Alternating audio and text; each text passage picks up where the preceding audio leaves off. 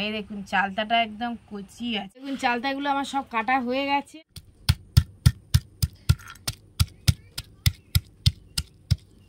তো এবার আমি মশলাটা দিয়ে দেবো। দারুণ টেস্ট, দারুণ।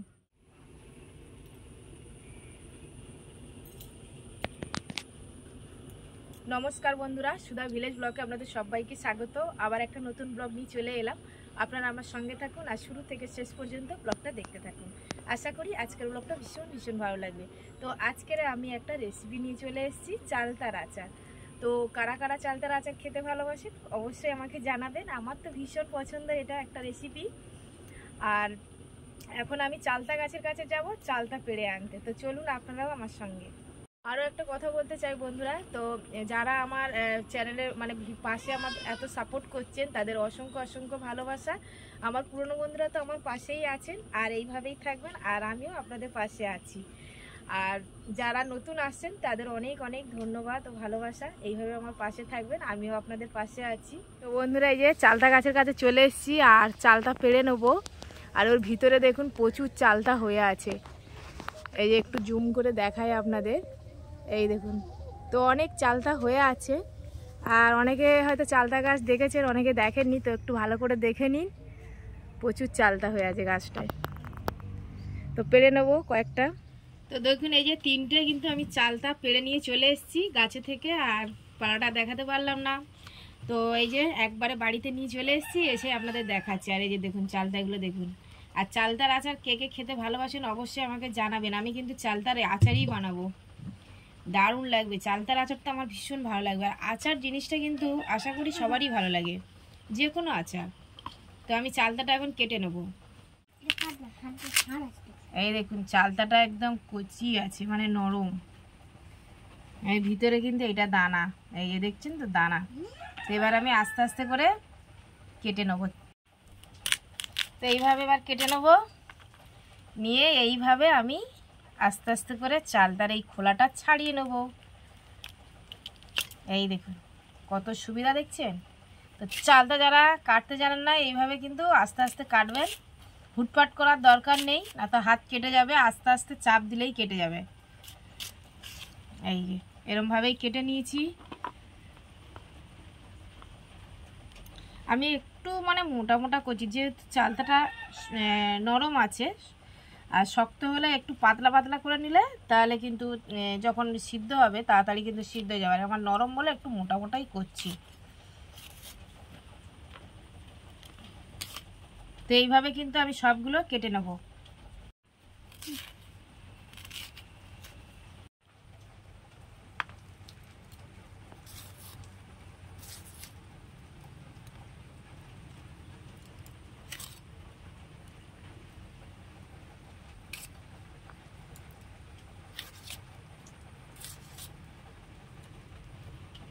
দেখুন চালতাগুলো আমার সব কাটা হয়ে গেছে। আর এদিকে দেখুন এই যে ওর ভিতরে যে বীজটা থাকে না চালতার ভিতরে, এই দেখুন এটা কিন্তু হাফ কাটা হয়ে গেছে। আর এই যে দেখুন কি সুন্দর, পুরো একদম পদ্ম ফুলের মতো। তো গোটাভাবে কিন্তু দেখালে ভীষণ ভালো লাগতো। তো কাটলাম দুভাগ করে, দুভাগই হয়ে গেছে। এবার আমি ভালো করে ধুয়ে নেব। তো আমি একটু জলে লবণ দিয়ে দেবো, আর এই লবণ দিয়েই কিন্তু আমি ধুইবো। যেহেতু এই আচারের যে খোলাটা আমি কেটেছি একটু লাল লাল টাইপের, তো এটা একটু লবণ দিলে কিন্তু লাল লালটা একটু কমে যাবে। আর এইভাবে কিন্তু ভালো করে হাত দিয়ে কিন্তু ধুয়ে নিতে হবে, নিয়ে একদম জল ঝরিয়ে নিতে হবে। যেহেতু এটা কিন্তু শুধু তেলেই হবে, এটা কোনো জল দেব না, একদম জল ছাড়াই কিন্তু আচারটা হবে। আর জল ছাড়া আচার যে কোনো আচার বানালে কিন্তু বেশি দিন থাকে, আর জল দিয়েই কিন্তু বানালে কিন্তু সে আচারটা বেশি দিন থাকে না। তো এবার আমি ভালো করে কিন্তু আমি তুলে নেবো জল ঝরিয়ে।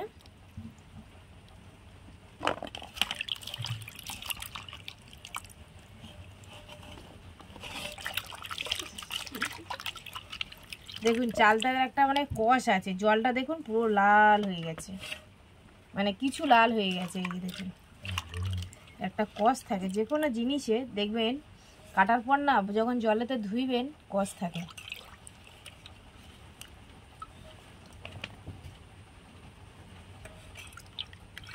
তো ভালো করে আমি কিন্তু জলটা ঝরিয়ে নিয়েছি। এবার আমি উপর থেকে একটু হলুদ আবার একটু লবণ দিয়ে ভালো করে আমি মাখিয়ে নেব।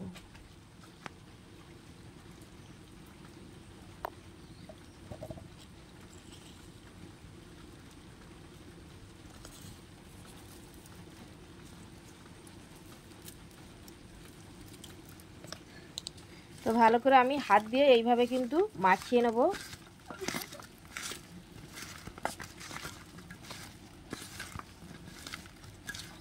দিয়ে এবার বেশ কিছুক্ষণ রেখে দেবো এইভাবে। তারপরে এবার এতে কি কি মশলা দিচ্ছি সেই মশলাগুলো এবার আপনাদের দেখাবো। এখানে দেখুন কি কি মশলা নিয়েছি। এখানে নিয়েছি গোটা ধনে, গোটা জিরে, আর এখানে নিয়েছি 5 ফোড়ন। তো এখানে আমি আবার একটু মৌরিও কিন্তু বেশি করে মিশিয়ে নিয়েছি। আর এই মশলাটাই কিন্তু মেন আচারে, এই মশলাটা দিলেই কিন্তু দারুণ লাগে খেতে। আর এই যে শুকনো লঙ্কা একটু নিয়েছি। তো আমি এখন শুকনো খোলায় এই মশলাগুলো একটু ভেজে গুঁড়ো করে নেব।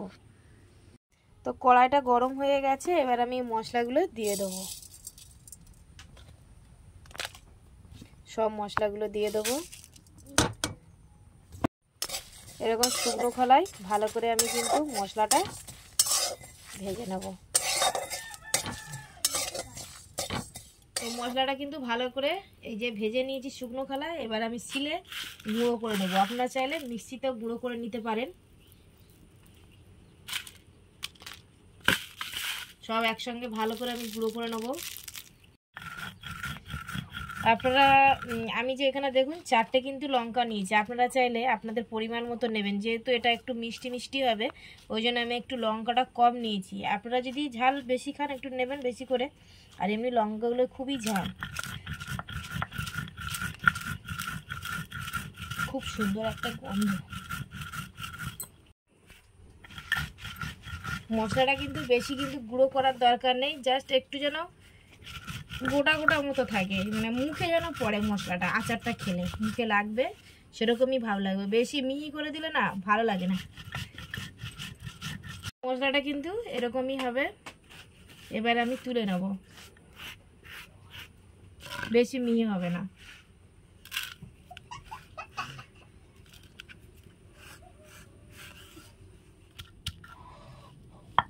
তো আমি কিন্তু চালতাগুলো এবার একটু নোড়া দিয়ে থেতে নিচ্ছি, তো যাতে কিন্তু ভালোভাবে মশলাটা ঢোকে আর সিদ্ধ হয়ে যায়। ওই জন্য এইভাবে কিন্তু থেতে নিতে হবে চালতাটা। আর এমনিতে চালতাটা কিন্তু নরমই। আপনারা যদি শক্ত চালতা যখন নেবেন না, একটু ভালো করে শিলে ফেলে এরকম নোড়াতে থেতে নেবেন।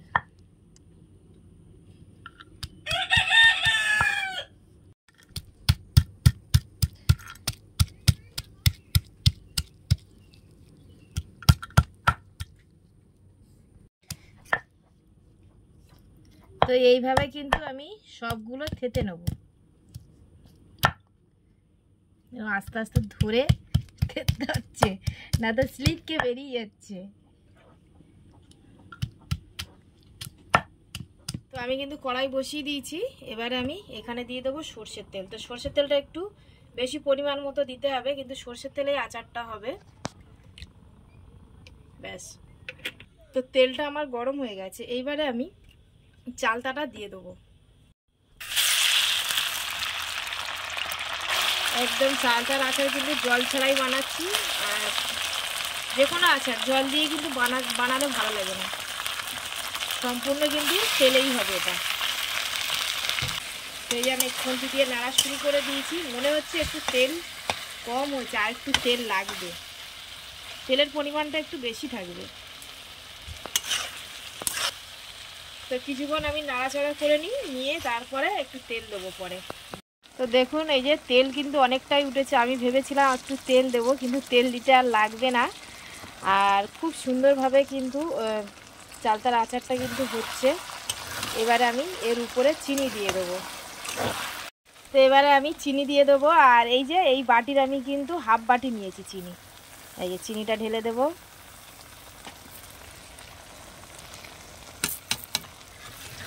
এবার খুন্তি দিয়ে ভালো করে আমি নাড়িয়ে নিচ্ছি। দেখুন সব একসাথে কিন্তু ভালোভাবে কিন্তু খুন্তি দিয়ে মিশিয়ে নেব।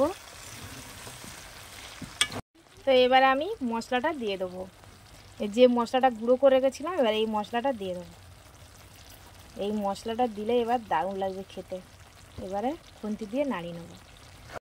তো দেখুন একদম পুরো কিন্তু আমার আচারটা রেডি। আর এই যে দেখুন খুন্তি দিয়ে একটু দেখিয়ে দিচ্ছি কত সুন্দর কিন্তু কালারটা এসছে দেখুন। আর এখানে কিন্তু কোনো আমি কালার মেশাইনি, আপনারা চাইলে কিন্তু ফুড কালার মিশিয়ে নিতে পারেন। তো বাজারে যে আচারগুলো বিক্রি হয় দেখবেন ওগুলো কিন্তু কালার মেশানো থাকে, আর আমরা যারা ঘরে বানাই এতে কিন্তু কোনো কালার মেশানো নেই। তো এবার নামিয়ে নেবো।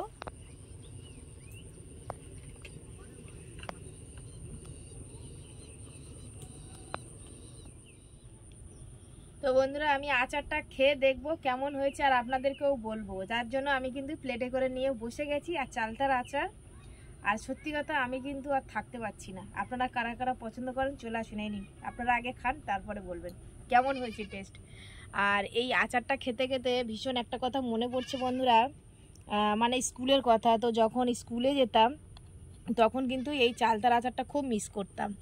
তো সত্যি সেই দিনের কথাগুলো ভীষণ মনে পড়ছে। আর আচারটা খাচ্ছি আর ভীষণ মনে পড়ছে। আর ওখানে একটা দোকান ছিল স্কুলের সামনে, টিফিন হলেই আমরা কিন্তু আগে চালতার আচারটা খাবোই। সত্যি দারুণ বানাতো দাদাভাই, দাদাভাই এখনও বেঁচে আছে। সত্যি বন্ধুরা দারুণ হয়েছে কিন্তু আচারটা, অসাধারণ হয়েছে। তো আপনারা এরকমভাবে কিন্তু বাড়িতে বানান, দারুণ টেস্ট, দারুণ।